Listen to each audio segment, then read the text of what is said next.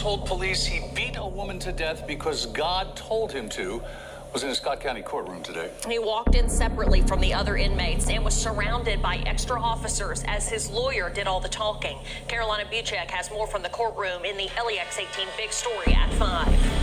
While all the other inmates came in as a group, Hunter Moore was individually escorted before the judge. We'll go ahead and start with Hunter Moore. Extra officers stood by as Moore's lawyer entered a not guilty plea. Police, on the other hand, say Moore did it. He allegedly killed his caregiver, Denise Hamilton, in this home on Markham Drive last Thursday, and he told officers he did it because God spoke to him and told him to, quote, beat the demon. And a St. Cloud man accused of killing a Blaine woman in St. Cloud told police that he'd been ordered to do it by God. Daniel Kenning, 38, arrived at a St. Cloud police station Sunday morning and told officers he had just killed someone. When officers arrived at his house, they found the body of 45-year-old Jennifer Lee Moy of Blaine, who appeared to have been strangled to death. According to the criminal complaint, Kenning said that he had picked Moy up from her house the previous evening and drove her back to his. They had previously met at a wedding and had communicated via Facebook Messenger. He then said in the early hours of Saturday morning that he had handcuffed Moy to the table and then strangled her. The defendant informed investigator Peters that God had told him he needed to kill someone and that he would be able to resurrect them. Look at the flood, for example. When it comes to the flood, people say, how could all those innocent people die in the flood? But you know what? Were they really innocent? In Genesis chapter 6, the Lord says that the wickedness of man had become great on the earth, that every intent of the thought of his heart was only evil all the time. Man was becoming so sinful. And the Lord basically gave him a countdown. He gave him about 120 years countdown to the flood to repent. In fact, his Noah was a preacher of righteousness. But you know what? They still perished in the flood. They were sinners, and the Lord exercised judgment. But notice what the Lord did. The Lord sent Noah to build an ark of salvation, in essence. People had the opportunity to get on the ark. Noah and his family were saved. 8 souls in all were saved on the ark. You see, the Lord provided a means of salvation. But would the Lord send people to hell? You know, I've had people come right up into my face and they point blank ask me, they say, do you think a good God is going to send all these people to hell?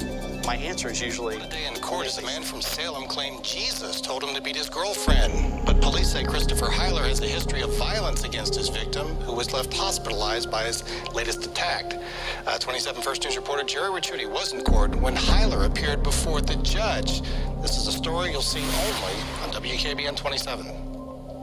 Covered in tattoos on his arms, face, and neck, Christopher Hyler was shackled as he walked into court. When the judge tried to read his charges, the suspect claimed he didn't understand. No, I didn't do nothing wrong. Jesus told me to get the demons out of her. How am I in trouble? Jackson Township police tell me 25-year-old Rahala believes he was carrying out God's will when he and his friends planned an attack on American soldiers in Nangarhar province. He says he agreed to wear a suicide vest and kill as many foreigners as possible. It's a special feeling that comes to you when you are ready for a suicide attack, he tells me. No one can stop you. No one could stop me. That is, except the law. When police arrested him 5 months ago in Jalalabad during the planning of the attack, he's now awaiting trial. Proudly a member of the Taliban, Ruhala says no one encouraged him to do this. Look at our situation. The foreigners kill our people. They insult our religion, burning the Holy Quran and making cartoons of our Prophet Muhammad. If we don't defend Islam, then we are not. Across the U.S. begin a week-long meeting today to discuss looming questions about the clergy sex abuse crisis. They're meeting at a seminary north of Chicago at the request of the Pope, who is sending his personal preacher to the retreat. CBS News has also learned of several cases in which nuns have faced accusations of sexual misconduct. Nikki Batiste reports. This is Sister Shaw. Yes, this is Sister Eileen Shaw. This is the nun Trish Cahill says she confided in when she was 15 years old. I would have done anything for her. I would have died for her. At a convent in New Jersey, she says she told Eileen Shaw things she'd never revealed to anyone about her now deceased uncle, a priest, whom she claims sexually abused her starting at age 5. She gave me everything that was lacking that I didn't even know I was lacking. I was so broken. She filled in all those pieces. She now describes that process as grooming, saying Shaw plied her with drugs and alcohol while teaching her how to have sex with a woman. I'm with my friends during the day, and I'm with this pedophile nun on the evenings and on the weekends and in the summer. Pedophile nun is a phrase I think most of our viewers will have never heard. Really? Wow. That's really a shame because there's a lot of them out there. It's the secret not yet told. Mary Dispenza is trying to change that. The demands of chastity and celibacy are unrealistic demands for many of us. Dispenza, a former nun from another congregation, remembers what happened when a superior summoned her to her room. I knelt down right next to her, and she kissed me all over softly, my face. And I want to say, oh, but it wasn't bad. But it was, and I've carried it with me till today. Through her the Vatican to leave Belgium after admitting sexually abusing his 5-year-old nephew has sparked outrage by going on live television and saying it was nothing serious, just a game. He also admitted abusing another young nephew. The former Bishop of Bruges, Roger van Geloe, says he is not a paedophile. He can't be prosecuted under Belgian law because the abuse took place 25 years ago. But Belgian ministers have urged the Vatican to punish him. Here's Jane Deeth. This is Bishop van Geloe before he was forced to admit he abused his nephew in the 70s and 80s. The Catholic Church in Belgium finally kicked him out this week. But the Vatican gave the 74-year-old safe passage to a French monastery, where he's supposed to be having spiritual and psychological treatment. Instead, he's been on Belgian television talking about abusing his nephew and trying to play it down. It didn't go very far. You could call it a bit like a relationship. For my part, I had the strong impression that my nephew didn't object. It started as a sort of game, I would say. And to be honest, it never went further than that. I never used physical violence. Roger van Geloe reveals he abused a second nephew, but denies he's a paedophile. Biracial marriage. There's a move in the message of blacks marrying whites, whites marrying blacks, and folks think it's all right. But you know what? My God still has nationalities outside the city. Now watch this. Brother Bram says hybriding, how terrible hybriding. To hybrid the people. It's a big molding pot. I got hundreds of precious colored friends that's born again Christians. But on this line of segregation and things that they're talking about, hybriding the people. What? Tell me what a fine cultured, fine Christian colored woman would want her baby to be a mulatto by a white man. No, sir. It's not right. Yes, I believe there's a hell because God said there's a hell. You can just part everything else, but you can't. You may argue with what I said. You can't argue with this. I believe there's a hell because God said there's a hell.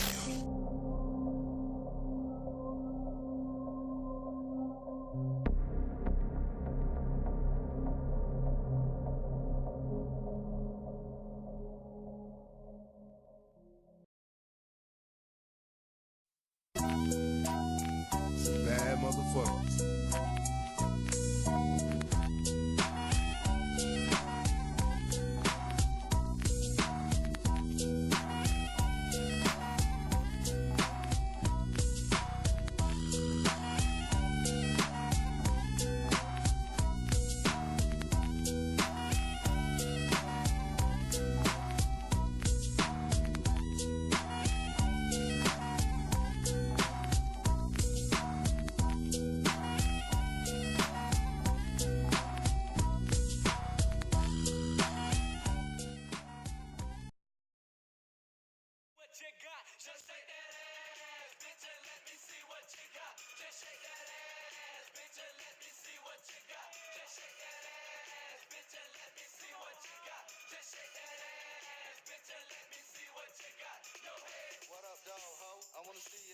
the dance floor. Ain't no time to be fake a trick. I'm for real, I wanna see that ass, bitch. Drop it down a little low like that. Head in the front with the splack pack. Palm Beach County style from the bottom. Shake that ass and do something, ho. Splack pack in the house, start front, yo. G-string from the back. Just shake that ass with a splack pack. On them bike like this, yeah. Fingernails, nigga, asshole like oh. I ain't fucking in the air. Like some damn green. I go in niggas' mouth. And like a limousine. I stitch a nigga out. I fuck them all before I fuck them ugly ass fake bitches. All the time, me and Dre been fucking with hats on. I wanna fuck Tyler in his ass. See, I'm in love with him. I wanna come in him. About to go down line. Now I'm gonna say my chorus. Running through all the dicks like Forrest. I hate niggas, that's not true. Dancing the block I live on, I sit on your dick between your balls. Alright, my turn. Okay, I said I'm sucking your dick, your balls in my face like Kobe. No, nigga, I'm sucking your dick, I don't even know you. Yo. I said I'm sucking on your dick. In prison, I'm the warden. You already know my legs open faster than Jordan. Sucking on the dick fast, I never do it slow. Everybody know because my job is to blow, and my blows is the job. Like I'm sucking on your knob, and I'm sucking on your cock. It's like corn on the cob. You hold the camera? I said, look, listen. It's Keith Thompson, and my neck shit crazy. I suck your dick, then I really call Katie.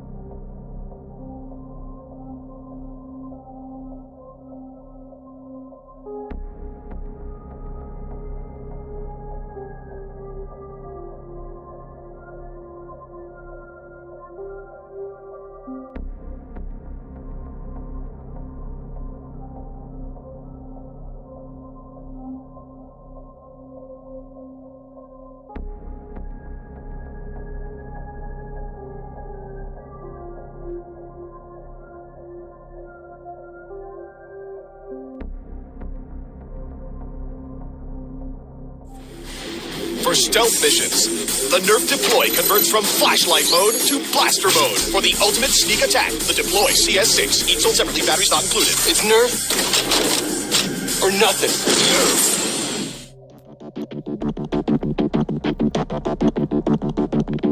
The game Active Shooter allows players to recreate school shootings by roaming the halls and looking for targets.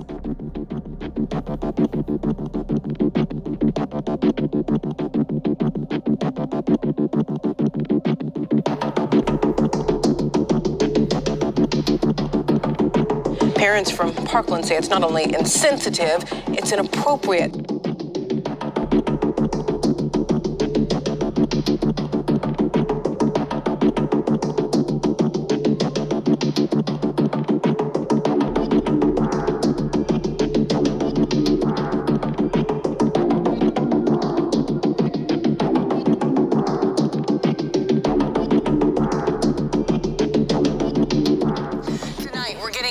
At new surveillance video showing a high school coach's encounter with a student armed with a shotgun. The student brought the gun to Park Rose High School in Portland, Oregon last spring. Football coach Keenan Lowe saw the student and disarmed him. Coach Lowe then grabbed the young man and hugged him. Lowe spoke to our CBS affiliate in Portland, Coin TV, shortly after it happened. I was there to save him. I was there for a reason, and that, you know, this is a life worth living. Remarkable. Students at Park Rose High School say Lowe was a true hero. This image, one that has become all too familiar. Students evacuating with their hands up. The suspect in that deadly shooting is now in custody. New images this morning showing him being taken to jail. George is outside that school. Good morning to you, George.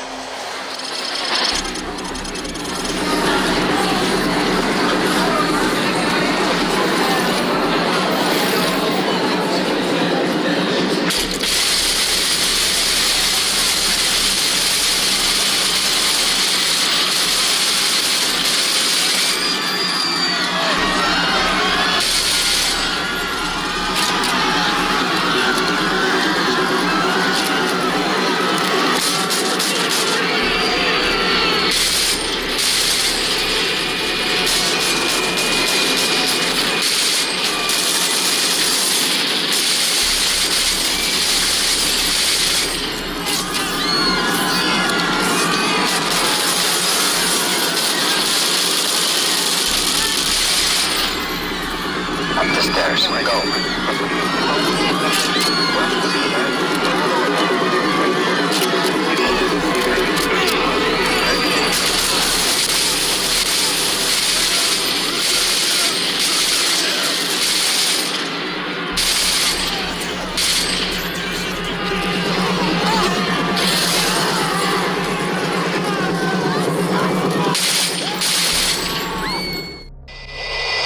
The attack came without warning, as seen on this airport surveillance video obtained by TMZ. 26-year-old Esteban Santiago pulls out his pistol and opens fire.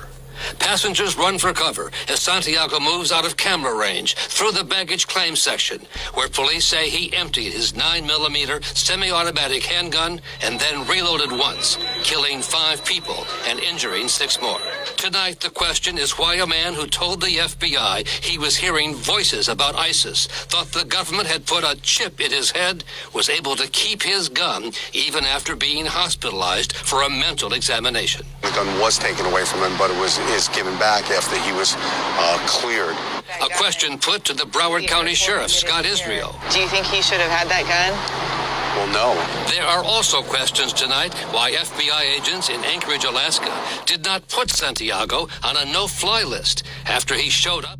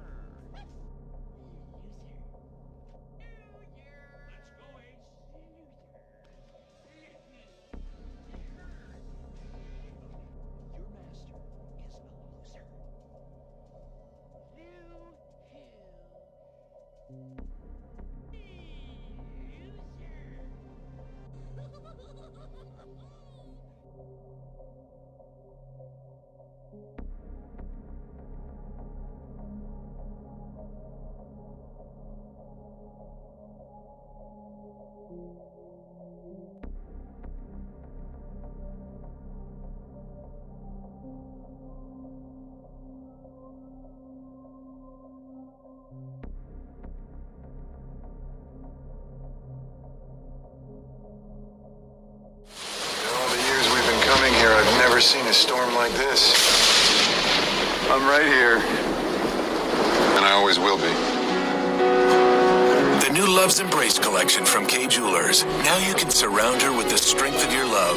Give her diamonds in a design that captures the comfort found in each other's arms. One more reason Kay is the #1 jewelry store in America. Don't let go. Ever. Every kiss begins with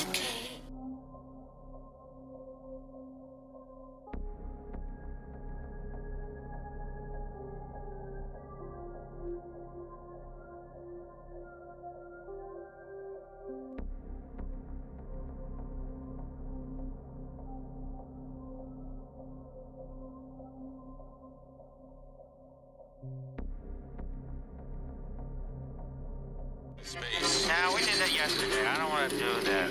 Well, then what do you want to do? I don't know. Something.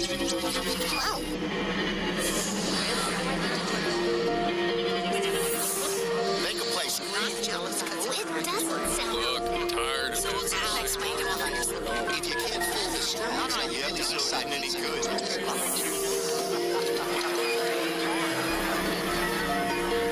What? Over here.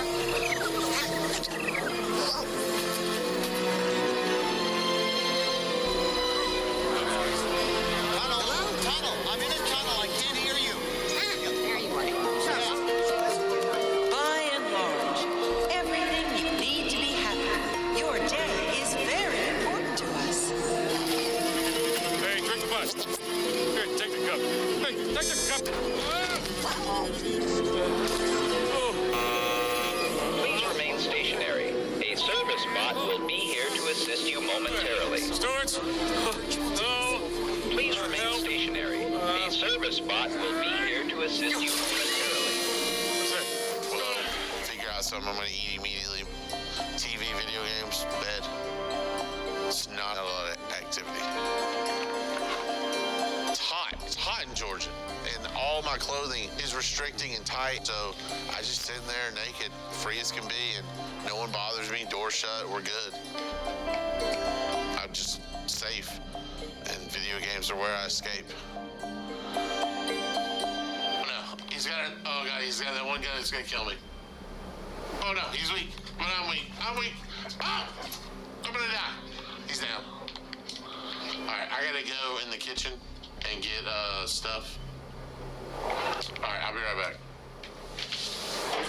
I'm accepted in all those virtual reality worlds and the gaming world I'm in.